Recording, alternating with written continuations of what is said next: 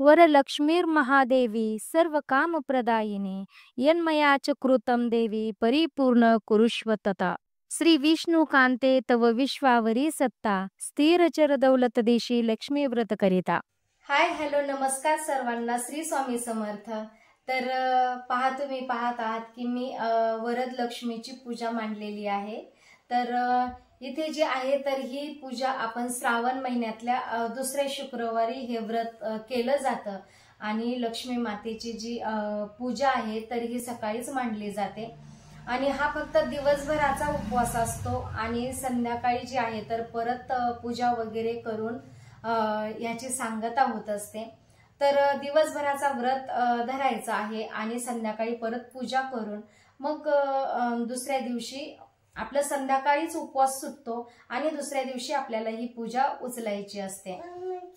तर ही जी पूजा आहे तर श्रावण महिन्यातल्या शुक्रवारी दुसऱ्या शुक्रवारीच केली जाते आणि वर्षातून जी आहे तर हा एकदाच उपवास येतो. वर्षातून एकच हा शुक्रवारचा उपवास धरायचा असतो. तर याला वरद लक्ष्मीचे व्रत असे म्हणतात. तर चला तर मग आपण पाहूया की या पूजेसाठी मी काय काय अगोदर तयारी केली होती. तर सर्वात प्रथम म्हणजे पहा, मी इथे उंबरठ्याला जे आहे तर हळदी लेपन करून घेतलं आहे. कारण हळदी लेपन आपण उंबरठ्याला केले की मग अगदी घरामध्ये प्रसन्न वाटतं. आणि हळदी लेपन करून झाल्याच्या नंतरून पहा, इथे जी दोन्ही साईडकडून आपले जी पावलं आहेत, लक्ष्मीचे पावलं आणि स्वस्तिक जे आहे तर त्यावरती हळदी कुंकू वाहिले, फुलं वाहिले आणि अगदी धूपने ओवाळून उंबरठ्याचं पूजन केलं. तर या पद्धतीने पहा, उंबरठ्याचं पूजन सर्वात पहिली करून घेतलं. कारण आपल्या घराचा उंबरठा अगदी सुशोभित असला की देवी आणि देवांना आणि आपल्याला देखील खूप प्रसन्न वाटतं आणि पूजा करायला देखील आपलं अगदी एकाग्र मन चित्त होतं. त्यामुळे जे आहे तर उंबरठा आपला नेहमी स्वच्छ आणि या पद्धतीने सुशोभित केलेला असावा. दर दिवशी तर आपल्याच्याने होत नाही, परंतु काही ठराविक जे दिवस असतात, काही आपले उपवासाचे म्हणा किंवा सणासुदीचे म्हणा, तर या दिवशी आपण नक्कीच उंबरठा पूजन केलं पाहिजे. तर या ठिकाणी पहा, मी सर्व काही पूजेची सामग्री आहे तर या ठिकाणी गोळा केली आहे, जिथे मला पूजा करायची आहे, पूजा मांडणी करायची आहे. कारण बार-बार मग पूजा करते वेळी उठू नये आणि ती पूजा केल्यासारखं वाटत नाही. मग एक-एक थोडी पूजा करायची आणि काही सामान घेण्यासाठी परत उठायचं, तर ते बरोबर नाही. म्हणून मी सर्व काही सामान जे आहे तर एकत्र केलं आहे, इथे गोळा केलं आणि मग पूजेला सुरुवात केली. तर ज्यावेळेस आपण पूजेला सुरुवात करतो, तर त्यावेळी आपल्याला सर्वात प्रथम म्हणजे दिवा जे आहे तर तो प्रज्वलित करायचा असतो. कारण आपण जी पूजा करतो तर त्याचं साक्ष हे दिवा असतो आणि त्यामुळे आपल्याला दिवा पहिलं प्रज्वलित करून दिव्याची पूजा करून घ्यायची आहे. तर मी या ठिकाणी जे आहे तर दोन्हीकडून समया लावल्या आणि एकीकडनं जे आहे तर तेलाचा दिवा म्हणजे ते तिळाचे तेल होते आणि जी आहे तर दुसरी साईडकडून एक तुपाचा दिवा लावलेला आहे. अशा पद्धतीने दिवे लावून घेतले, दिव्यांचं पूजन केलं आणि त्यानंतरून म्हणजे गणपती बाप्पांचं पूजन चालू केलं.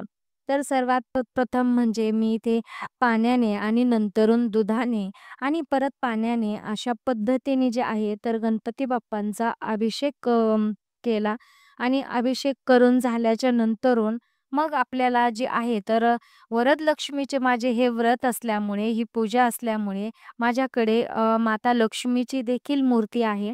त्यामुळे मग मी माता लक्ष्मीचा देखील अभिषेक केला.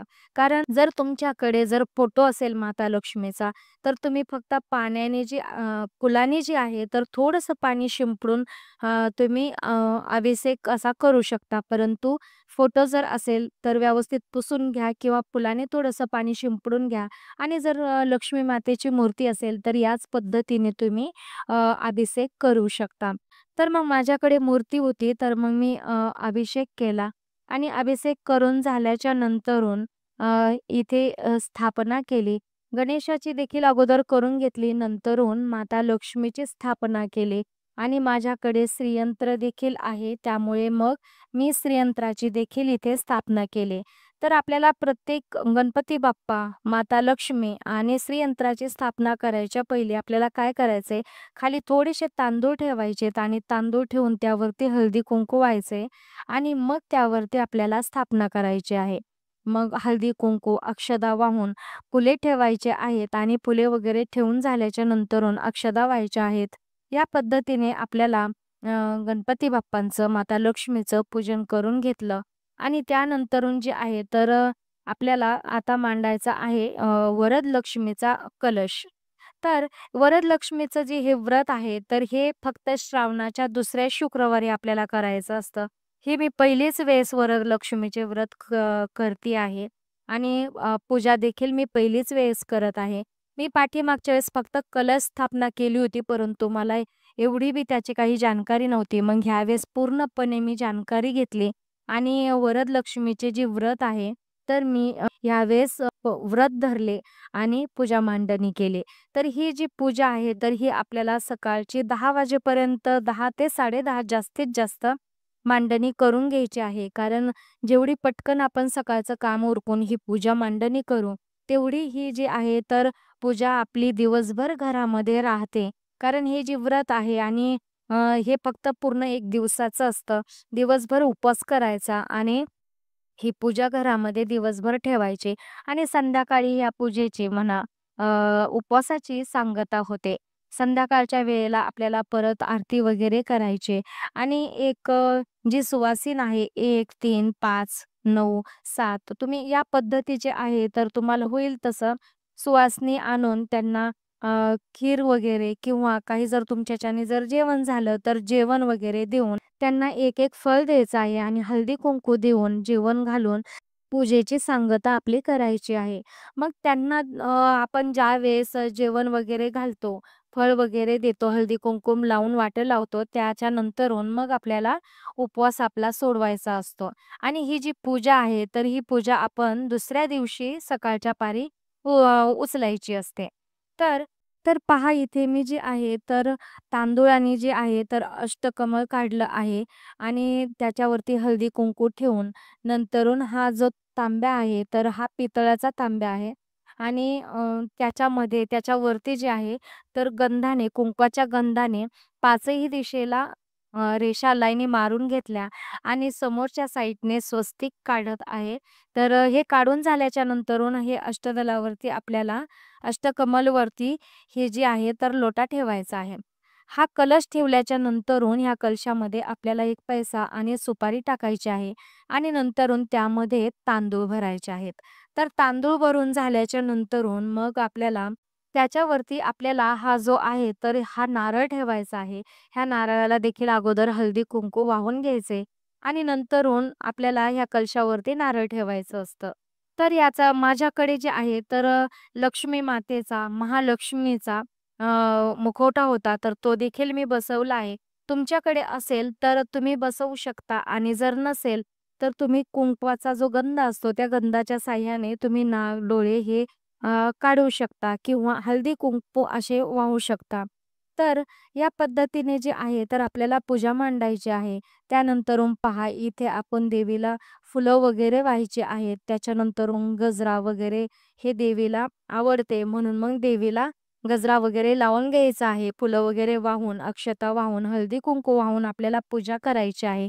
पूजा झाल्याच्या नंतरून एक वरदलक्ष्मीची जी कथा असते, तर ती कथा वाचन करायचे आहे. तर कथा अशी आहे, एकदा कैलासावर शिव-पार्वती सारीपाट खेळत होते. त्यावेळी एक डाव कोणी जिंकला, याबद्दल त्या दोघांमध्ये वाद निर्माण झाला. अखेर तिथे उपस्थित असलेल्या चक्रनेमी नावाच्या आपल्या गणाला भगवान शिवशंकरांनी निर्णय विचारला असता त्याने भगवान शिवशंकराच्या बाजूने निर्णय दिला. त्यावेळी रागवलेल्या पार्वती मातेने त्या गणाला "तू कुष्ठरोगी होशील" असा शाप दिला. परंतु शिवाने त्याचा निर्णय योग्य होता हे पार्वतीच्या लक्षात आणून दिले, तसेच त्याला उशाप देण्यास सांगितले. तेव्हा पार्वती देवीने एका सरोवराच्या काठावर काही देवस्त्रिया वरदलक्ष्मीचे व्रत करीत असतील, त्यांना विचारून चक्रनेमीने ते व्रत केल्यास तो रोगमुक्त होईल असे सांगितले. त्याप्रमाणे चक्रनेमीने एका सरोवराच्या काठी वरदलक्ष्मीचे व्रत करणाऱ्या देवस्त्रियांना त्या व्रताबद्दलची माहिती विचारून हे व्रत केले. परिणामी तो रोगमुक्त झाला. अशी वरदलक्ष्मी व्रत कथा पुराणात आढळून येते. कथा वाचून झाल्याच्या नंतरून आपल्याला मग आरती करायची आहे. आरती करून झाल्याच्या नंतरून सुवासिनींना बोलून जी चहा किंवा दूध किंवा जेवण किंवा खीर तुम्ही देऊ शकता आणि एक-एक फळ देऊन त्यांना तुम्ही त्यांच्यानंतरून तुम्ही उपवास सोडू शकता. तर या पद्धतीने आपल्याला व्रताची सांगता करायची आहे.